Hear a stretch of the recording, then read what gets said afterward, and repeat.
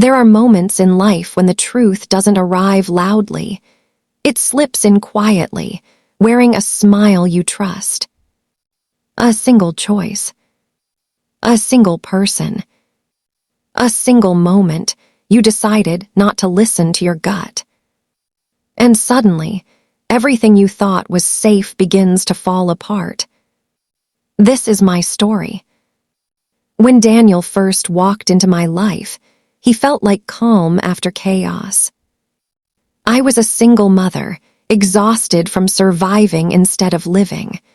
My days were a blur of school runs, unpaid bills, and lonely nights when the house felt too quiet. I had built a world around my daughter and me, small, careful, and safe. Or at least I thought it was. Daniel was kind, gentle. He spoke softly, listened carefully, and always seemed to know exactly what to say when I felt overwhelmed. He didn't rush me. He didn't pressure me. He made me feel seen. And that's how it started. People always say danger looks scary. But sometimes it looks like comfort. The first warning came quietly. My sister didn't like him. He asks too many questions, she told me one evening after he left. About you, about your past, about where you keep things.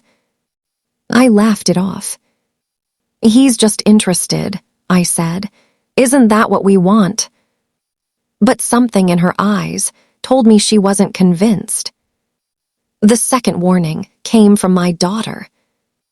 One morning she asked, "Why does Daniel go into your room when you're not home?" I froze. "He probably just needed the bathroom," I replied quickly, forcing a smile. But my chest tightened. I didn't want to think about what that meant. The third warning came from myself.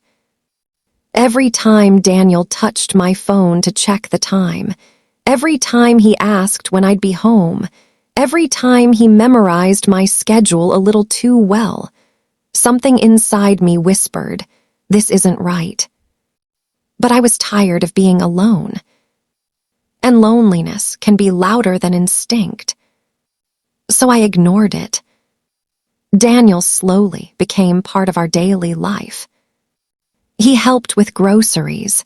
He drove my daughter to school when I worked late.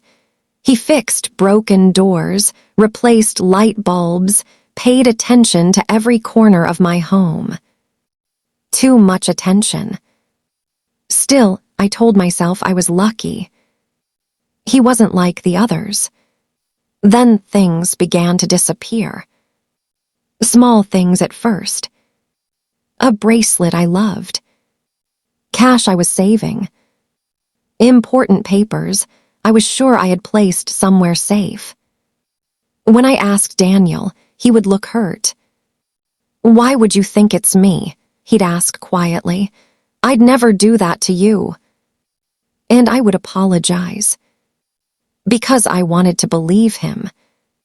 The night everything broke was rainy and quiet. My daughter was asleep. The house felt heavy. Something had been bothering me all day, a strange feeling I couldn't explain. So I did something I had never done before. I checked my bedroom drawer. And that's when I saw it. My hidden envelope was gone. Inside it was money I had saved for months. Money for my daughter's school.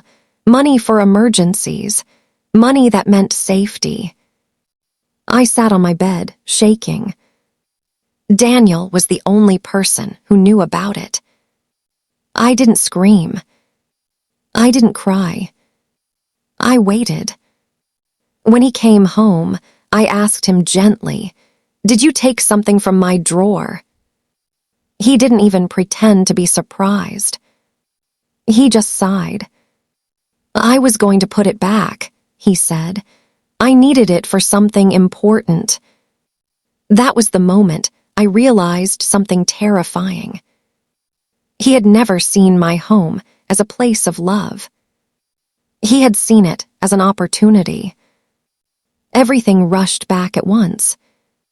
The questions, the schedules, the wandering eyes, the doors opening when I wasn't there. All the warning signs I had ignored were suddenly screaming. I asked him to leave. He laughed.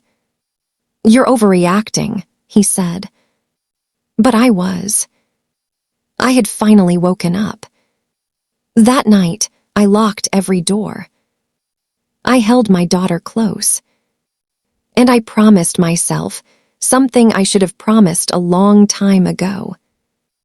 I would never ignore my instincts again. Because the truth is this: people don't always show you who they are with their words. They show you with their patterns. And when you ignore them, you pay the price.